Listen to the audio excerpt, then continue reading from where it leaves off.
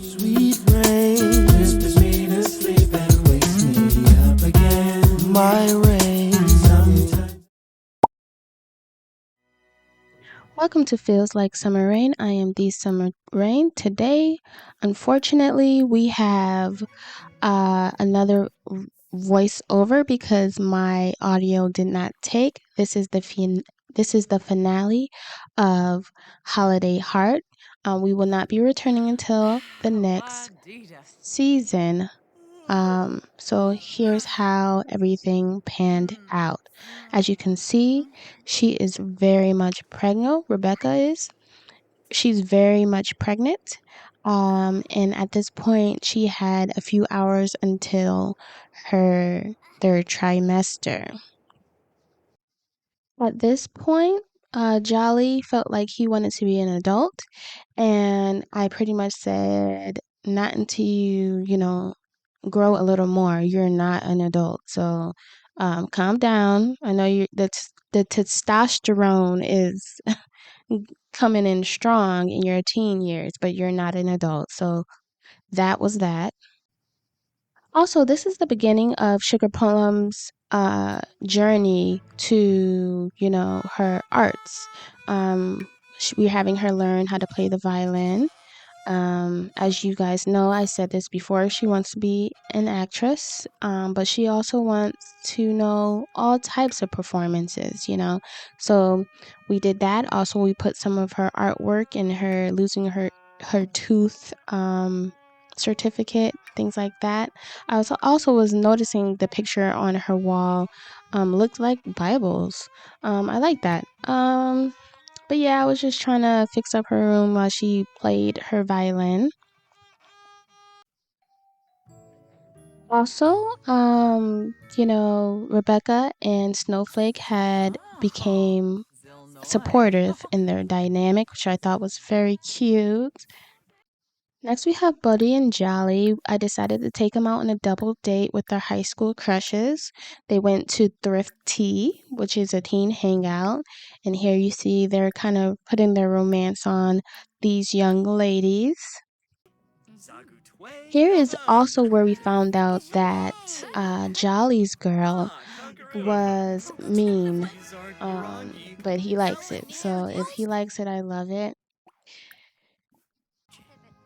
So here, this is Jolly asking his crush to be his girlfriend officially, and she excitedly accepted. So I'm happy for my boy. He has his very first girlfriend, his very first love. As far as Buddy, they were, inching a little slower than um his brother. His brother definitely has more of a feisty personality. He goes all in very quickly. As far as Buddy, what we thought was very reserved. This is the reason why I say we thought was reserved. He got a message saying that his girl's parents weren't home and do you want to come chill? So what he did, and I know his girl was right in front of him, but what he did is he went to see her and he stayed out all night. So as you can see, even though Jolly, he's a little frisky, right? However, he got home in time for curfew. As you can see, their relationship is very steamy. But still, unlike his brother, his you see his girl left and he's heading home now. His brother was nowhere to be found. So he's running home. He gets a message from his mom saying, "Hey, it's time for your curfew. Come home." So when he finally comes home, it's 12 o'clock in the morning. So as you can imagine, his mother is not happy. He's here talking back, talking about, I love her. I wanted to spend time with her. So what she does is she gives him a punishment, and that means he's not allowed to leave the house without permission. So he was grounded for that. And that was that. He had to deal with it. As for Jolly, you can see he likes mean interactions, so that makes sense that he likes a girl who's mean. That tickles him for some reason.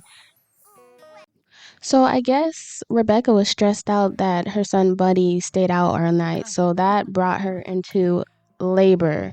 So immediately they went to the hospital. I sent them alone this time because it glitches and I didn't have time for it. So Rebecca and Clement ended up having another baby boy, and we named him Jasper. So I thought that was very cute. Of course, I looked up elf names, and that one stuck. So we named him Jasper Frost.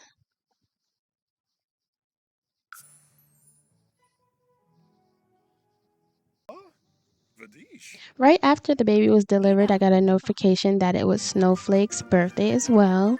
So we baked her a cake and we aged her up. So as we aged her up, we randomized her trait, and her trait ended up being a slob.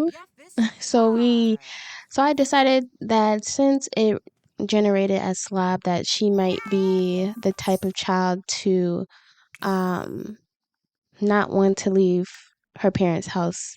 You know, she wants to stay with her parents and mooch off their money for the rest of her life. So I think that's kind of where we're going with her character.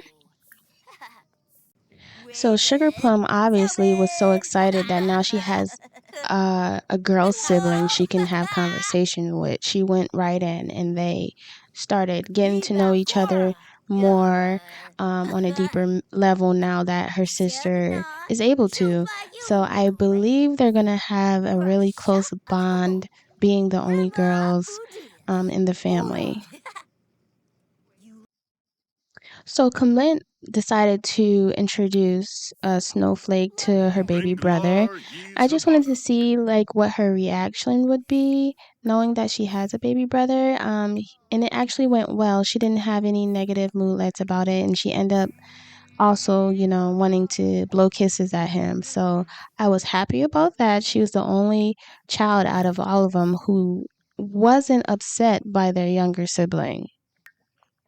We also got a notification that it was time to age up the baby that we just had, and he ended up being Wiggly, which I'm not mad at, and he's a redhead like Mama. I feel like further down the line, she's starting to make only redheads. I don't know, but he's definitely a cute little baby. We had a lot of birthdays this episode, so now it's Sugar Plum's turn. She's aging into a teenager, as fabulous as she wants to be. So, the funny thing about this one, she ended up running outside to age up for some reason. I do not know why. We decided to age her up, randomize. We decided to randomize her traits. So she ended up being self absorbed, which went very well with her wanting to be an actress. So we delegated that for her.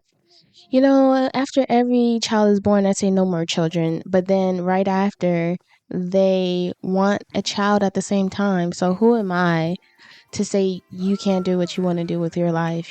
So they are filling up the last slot in the family to possibly have a child.